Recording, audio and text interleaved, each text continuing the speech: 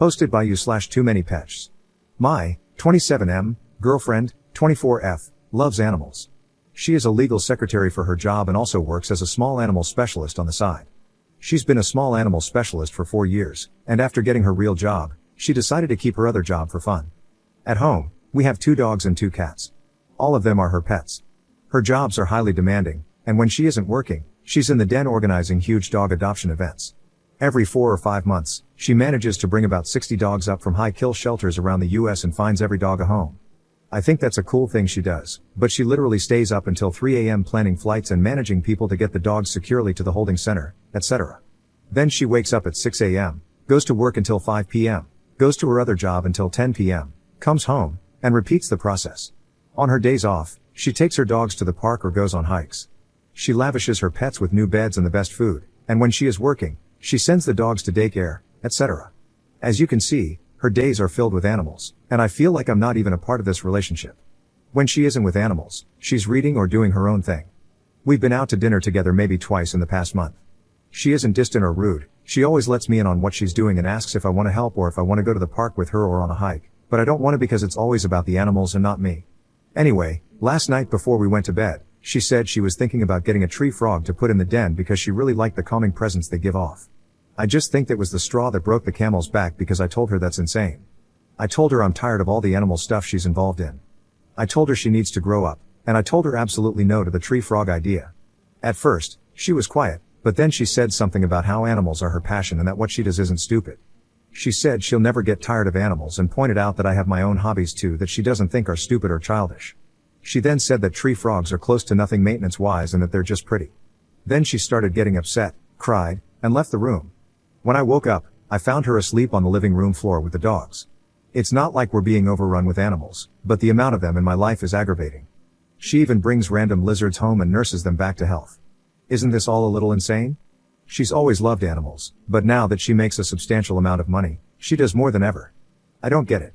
Now she wants another animal to fawn over and spend hundreds of dollars on each week? No. I guess I'm just venting for the most part.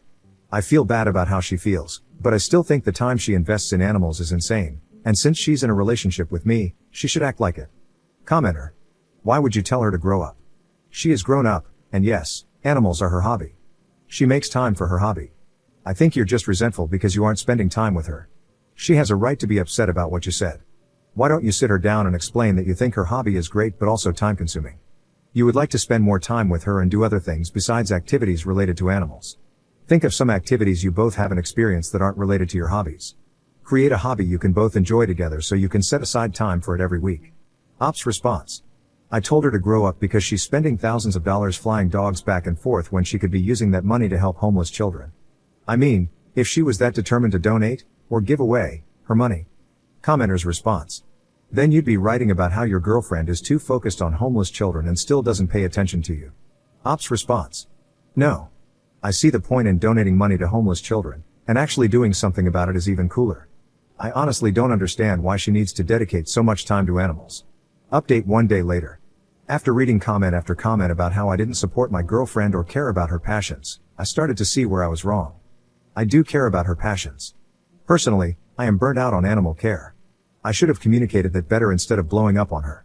I still, no matter how many protesting comments I get, will never understand why she donates so much money to just animals and not anything else. That was why I told her to grow up. That, and I think her passion for animals is childish, sort of in the way that kids love fairies or mermaids. I feel like it's a phase she never grew out of. I love dogs too, but her deep love of animals is something I overlooked because she always had good jobs, and she is very pretty. I think a lot of people were misguided in calling me a douchebag simply because I miss spending time with my girlfriend. No, I am not jealous of lizards. I think it's absurd to come home and find her bandaging up some lizard's foot, or open up my fridge to find a tub of mealworms for said lizard. I've always loved how dedicated she was to things. Whatever she's doing, she's giving 100%. I just wish she directed that passion to things that really matter. Helping animals is nice and all, but it's not really changing the world. However, I am still deeply in love with a beautiful, sensitive, loving girl I met 5 years ago, and all the comments made it clear that I was being rude to her. So I wrote her an apology letter and went to the nearest pet store to get her a tree frog. I got the tank, lamp, and even crickets. I set up the whole tank in the den where she wanted it and named the tree frog Jinx. I thought my apology and buying the tree frog would help her see that I care and that her passions are cool. Anyway, I waited for Jessica to get home, and finally, when she did, I told her to go look in the den. She still seemed upset and said, "Thank you for the tree frog. I actually bought one before I got off work and had a friend set up the tank for me. It's in my car, I'm gonna go get it. Thank you." She brought the tank in and asked if we could talk for a little bit in our room because she had some things on her mind. She said she didn't want to jump to conclusions, but our relationship wasn't heading in the direction she wanted, and maybe I should find someone more suited to what I like, maybe a quieter, less busy life. I explained to her that I love her deeply, I just want her to tone down her animal life. She said she can't because it's not only her passion, but all the money she makes from being an animal specialist goes to the animals for adoption, vet care, housing, and money to the people who foster the animals when she can't. She said if she toned anything back, she would lose a huge part of herself, and I thought she was being extreme. I told her I loved her, and if that's her choice, then I'd respect it. She said she loved me too, but my actions showed I can't and won't support her. She then referred to many times in our past when I refused to show up to her adoption events, and most memorable for her was when I wasn't there when she was accepting an award. It all became very clear that she didn't want to be with me anymore, and once again, she was choosing animals over me. I accepted it and told her to live her life as she pleases. I told her that I thought she should give money to homeless children too, and she said, sure, do you know any organizations I could help with?